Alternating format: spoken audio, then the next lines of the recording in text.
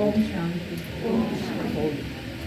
ಪರಮ ಪ್ರಿಯ, ಪರಮ ಪೂಜ್ಯ, ಪರಂಪಿತ, ಪರಮ ಶಿಕ್ಷಕ, ಪರಮ ಸದ್ಗುರು, ಪರಂಪಿತ ಪರಮಾತ್ಮನ ಅತಿ ಪ್ರೀತಿಯ ಸಂತಾನರಾದಂಥ ವೇದಿಕೆಯ ಮೇಲೆ ಉಪಸ್ಥಿತರಾದಂಥ ನನ್ನೆಲ್ಲ ಹಿರಿಯ ಸಹೋದರರೇ ಹಾಗೂ ಸಹೋದರಿಯರೇ, ಅವನ್ನೆಲ್ಲ ಪರಮಾತ್ಮನ ಹೃದಯ ಸಿಂಹಾಸನದ ಅಧಿಕಾರಿಗಳಾದಂಥ ಆತ್ಮೀಯ ಸಹೋದರ ಸಹೋದರಿಯರೇ, ಈ ದಿನ ಅತಿ ಹರ್ಷ ತರ್ತಕ್ಕಂಥ ದಿನ ಆಗಿದೆ.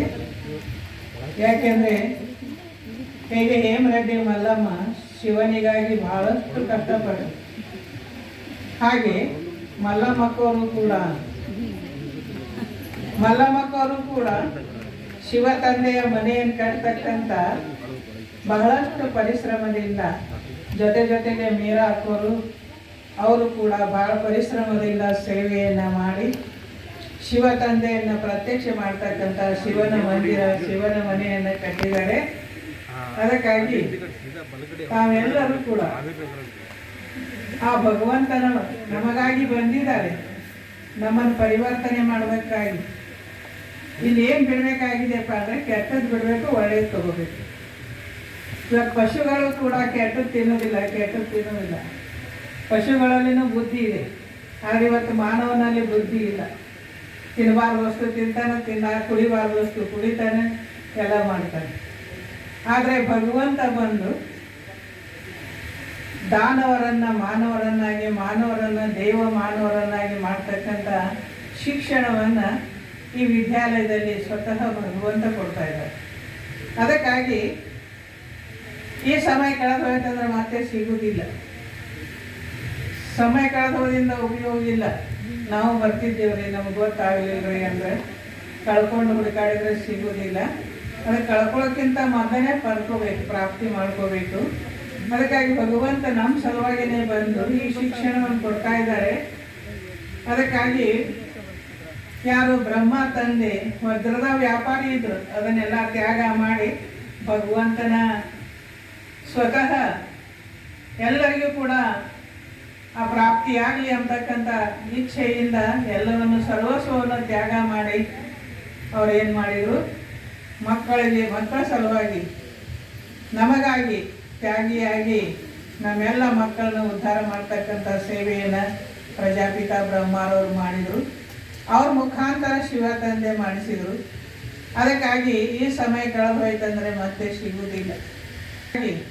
ಯಾರು ಇವತ್ತು ಹೊಸ ಭಗವಂತನ ಮನೆಗೆ ಬಂದು ಆ ಭಗವಂತನಿಂದ ಸರ್ವಸ್ವ ಪ್ರಾಪ್ತಿಯನ್ನು ಮಾಡಿಕೊಡ್ರಿ, ಕಳೆದು ಹೋಯ್ತಂದರೆ ಸಿಗುವುದಿಲ್ಲ. ಅದಕ್ಕಾಗಿ ಭಗವಂತ ನಮಗಾಗಿ ಪರಂಧಾಮದಿಂದ, ಶಾಂತಿಧಾಮದಿಂದ, ಬ್ರಹ್ಮಾಂಡದಿಂದ ಬಂದಿದ್ದಾರೆ. ಬಂದು ನಮಗೆ ಯಥಾರ್ಥವಾದಂಥ ಶಿಕ್ಷಣವನ್ನು ಕೊಡ್ತಾ ಇದ್ದಾರೆ. ನೀವೆಲ್ಲ ಏನಾಗಿದ್ದೀರಿ, ಶರೀರದಲ್ಲಿರ್ತಕ್ಕಂಥ ಚೈತನ್ಯ ಶಕ್ತಿಗಳಾಗಿದ್ದೀರಿ. ಶಕ್ತಿ ಆತ್ಮ ಆಗಿದ್ದೀನಿ ಅಂತಕ್ಕಂಥ ಅರಿವನ್ನು ಮಾಡಿಕೊಂಡು ನನ್ನನ್ನು ನೆನಪು ಮಾಡಿರಿ. ಆಗ ನಿಮ್ಮ ಪಾಪ ಕರ್ಮಗಳೆಲ್ಲ ನಾಶ ಆಗ್ತದೆ, ವಿಕರ್ಮ ನಾಶ ಆಗ್ತದೆ. ಹೋಗಿ ಗಂಗಾ ನದಿಯಲ್ಲಿ ಸ್ನಾನ ಮಾಡಿದ್ರೆ ನಿಮ್ಮ ಪಾಪ ನಾಶ ಆಗೋದಿಲ್ಲ, ಶರೀರ ತೊಳೆಗೆ ಹೋಗ್ತದೆ. ಆದರೆ ಇಲ್ಲಿ ಶಿವ ತಂದೆಯ ನೆನಪು ಮಾಡೋದ್ರಿಂದ ಆತ್ಮದಲ್ಲಿ ಏನು ಪಾಪ ಕರ್ಮದ ಕೊಡ ತುಂಬಿದೆಯೋ ಅದು ಎಲ್ಲವೂ ಕೂಡ ನಾಶ ಆಗ್ತದೆ.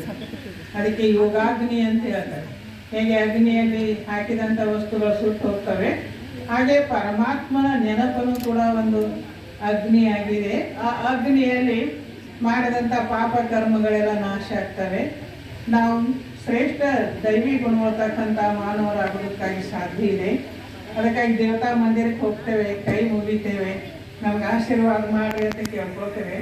ಆದರೆ ಸ್ವತಃ ಭಗವಂತ ನಾವೆಲ್ಲ ಮಕ್ಕಳನ್ನು ದೇವ ಮಾನವರನ್ನಾಗಿ ಮಾಡ್ತಕ್ಕಂಥ ಶಿಕ್ಷಣವನ್ನು ವರ್ತಮಾನ ಸಮಯದಲ್ಲಿ ಕೊಡ್ತಿದ್ದಾರೆ. ಅದಕ್ಕಾಗಿ ಹೇಗೆ ಆ ಸ್ಕೂಲ್ನಲ್ಲಿ ಹೋದಾಗ ಇಂಜಿನಿಯರ್ ಆಗ್ತೇವೆ, ಡಾಕ್ಟರ್ ಆಗ್ತೇವೆ, ವಕೀಲ ಆಗ್ತೇವೆ, ಜಡ್ಜ್ ಆಗ್ತೇವೆ.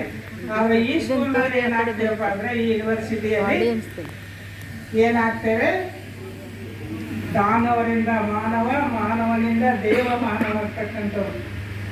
ಲಕ್ಷ್ಮೀನಾರಾಯಣ ಪೂಜೆ ಮಾಡ್ತಾರೆ. ಅದೇ ನೀವು ಆ ಪದವಿಯನ್ನು ಪಡಿತಕ್ಕಂಥ ಶಿಕ್ಷಣವನ್ನು ಸ್ವತಃ ಭಗವಂತ ಕೊಡ್ತಾ ಇದ್ದಾರೆ.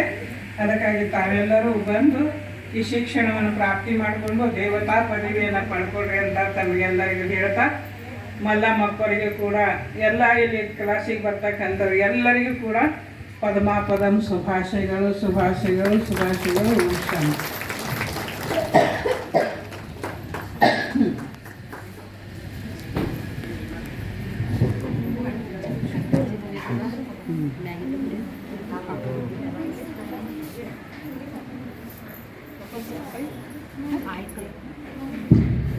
ಧನ್ಯವಾದಗಳು ಆದರಣೀಯ ರಾಷ್ಟ್ರಪತಿ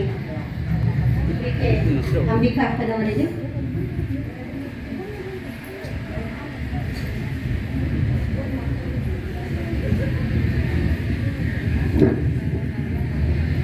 ನಮ್ಮೆಲ್ಲರ ಅತಿ ಆತ್ಮೀಯ ಅತಿ ಪ್ರೀತಿಯ ಅಂಬಿಕಾಪ್ಪನವರಿಗಾಗಿ ಒಂದೆರಡು ಲೈನ್ಗಳು.